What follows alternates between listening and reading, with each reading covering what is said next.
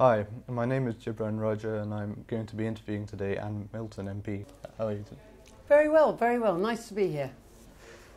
So, what do you think apprenticeships can offer that universities can't?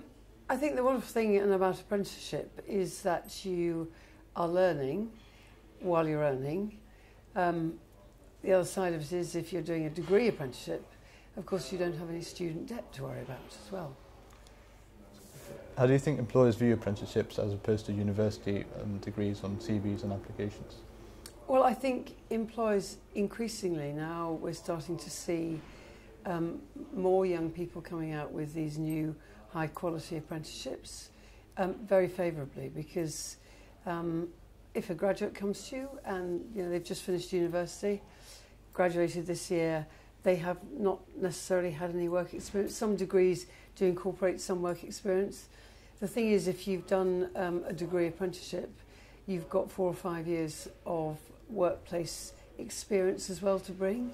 So generally, if you stack up the average graduate and the average degree apprentice, the degree apprentice is going to get the job.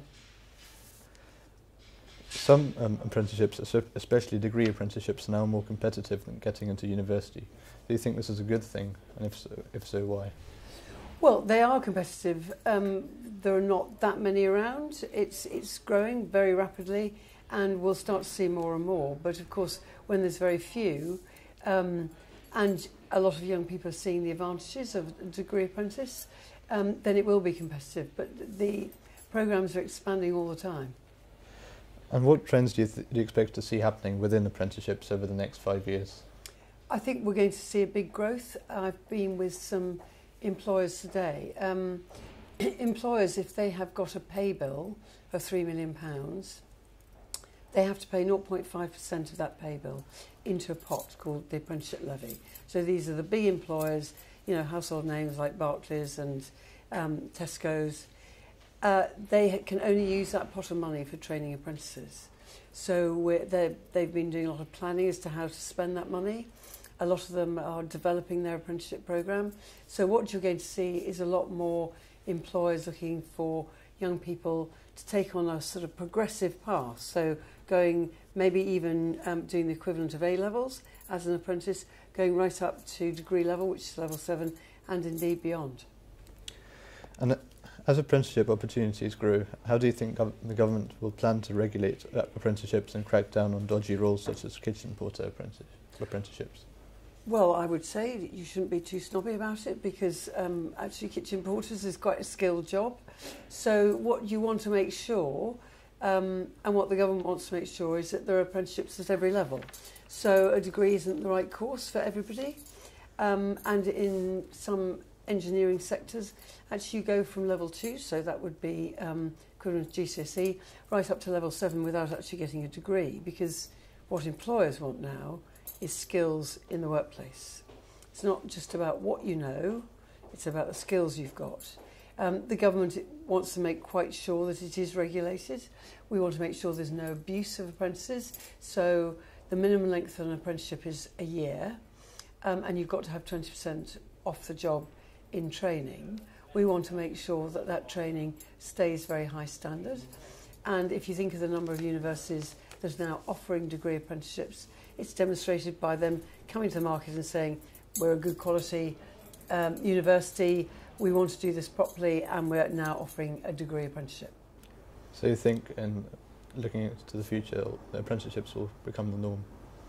I don't think they'll ever become the norm, but I think what's been quite interesting for me is to see the growth in areas where which is quite unexpected. We've got nursing degree apprenticeships, we've got law, accountancy, engineering. It's almost across the board, in nuclear, in creative industries, right across the board. I think there will always be the place for people who want to do full-time academic study.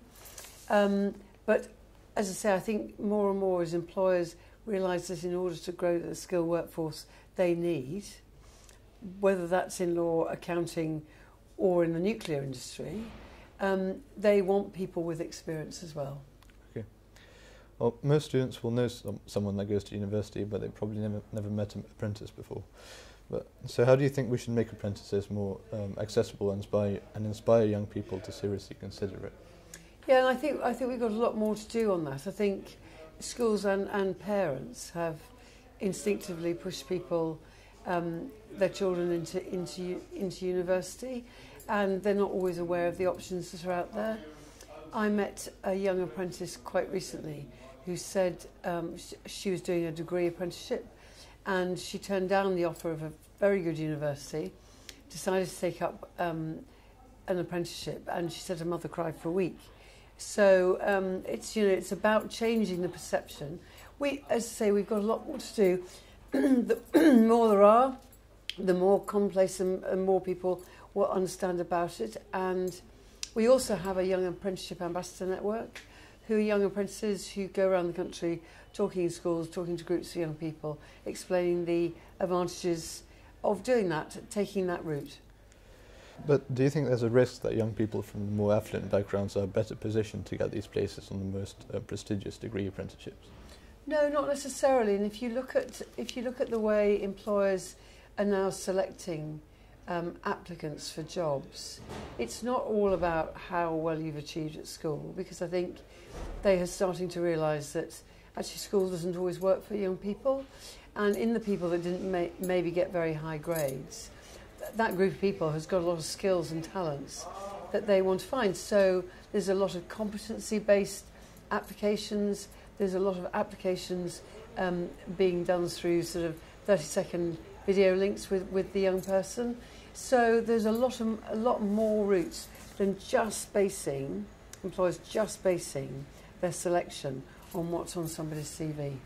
And for those from more affluent backgrounds who maybe had the opportunity to go to very high achieving schools, I would say to the brightest kids in this country, because you're so bright, then you should think ahead to 10 years' time. There's going to be a massive change in the workforce, massive change in the jobs that are available. Then you, above all people, should realise it's not just about what you know, it's about the skills you've got. So for somebody leaving school, it's all about what skills you're going to need in the workplace. Do you think that apprenticeships have the same earning potential as going to a Russell Group University? Oh, without a doubt, and some of the Russell Group universities are doing degree apprenticeships, but without a doubt. If you like, you start on a different point in the ladder, a higher point in the ladder, because you've got that experience in the workplace. And do you envisage that T-levels will become a route to a uni or a route to an apprenticeship? I think both. I think apprenticeships and T-levels are sort of a mirror image of each other. And I think T-levels will take people straight into the workplace to carry on maybe with an apprenticeship, maybe doing a degree apprenticeship. But I think they will also become a route into university, particularly in areas like engineering. Thank you for joining us today. It's a great pleasure.